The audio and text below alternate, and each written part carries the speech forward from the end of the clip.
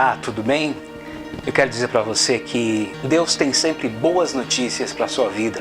A palavra evangelho significa boas notícias. E Deus tem sempre uma boa notícia para a sua vida. Mesmo que as notícias desse mundo sejam terríveis, Deus sempre tem uma boa notícia para você.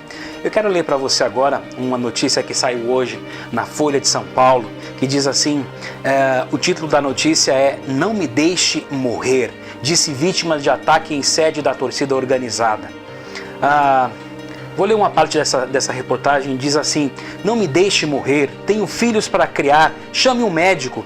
As frases foram repetidas exaustivamente pelo compositor de samba Midras Schmidt Rizzo, 38, após ser baleado no pavilhão 9 e minutos antes de morrer, segundo relatos de testemunhas à Folha. Veja só que interessante. Essas foram as últimas palavras deste homem que estava ali à beira da morte. Ele pediu para não morrer, porque ele estava preocupado com a sua família. Ele estava preocupado com o que poderia acontecer com os seus filhos, com a sua família depois que ele partisse dessa vida.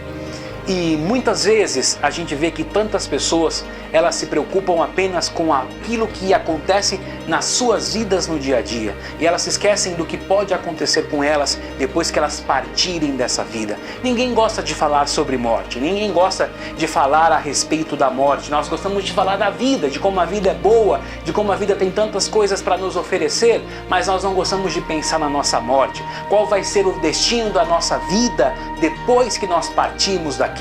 Porque a vida aqui que nós temos não é o final de tudo, é apenas o início. Nós passamos apenas, vamos dizer que quem vive muito, vive 80 anos, 100 anos nessa terra.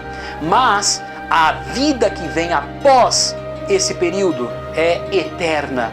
E ela pode ser uma vida eterna ou uma morte eterna. E a escolha é apenas nossa. Deus não vai obrigar a nenhum de nós a ir para o inferno, ou seja, a morte eterna, nem ir para o céu, que é a vida eterna. Essa escolha somos eu e você que temos que fazer.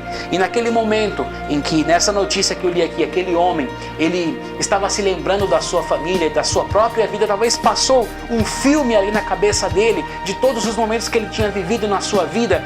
Talvez você não esteja na situação daquele homem, talvez você não esteja no final da sua vida, mas que tal você pensar um pouco a respeito do que será a sua vida depois que você partir dessa terra? Sabe, tem um texto da palavra de Deus que eu queria compartilhar com você também, é Romanos capítulo 5, versículo de número 8, que diz assim: "Mas Deus demonstra seu amor por nós. Cristo morreu em nosso favor quando ainda éramos pecadores." Veja só que interessante que a palavra de Deus nos diz. A palavra de Deus nos diz que Cristo morreu por nós quando nós ainda éramos pecadores. E isso é uma demonstração do amor de Deus. Jesus morreu por mim e por você, que somos pecadores, como uma demonstração do amor de Deus. Sabe por quê? Porque a palavra de Deus diz que a alma que pecar, essa morrerá.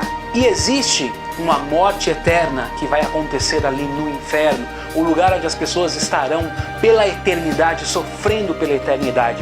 Mas Deus não criou você para sofrer pela eternidade. Deus não criou você para que depois que você partir dessa vida, depois que você morrer, você vá para o inferno. Deus não te criou para isso. Deus criou você para que você possa morar com Ele um dia no céu. E por isso Ele demonstrou o seu amor por cada um de nós, por mim e por você. Quando nós ainda éramos pecadores, Ele enviou a Cristo para morrer em nosso lugar, para morrer na cruz do Calvário, para perdoar os nossos pecados.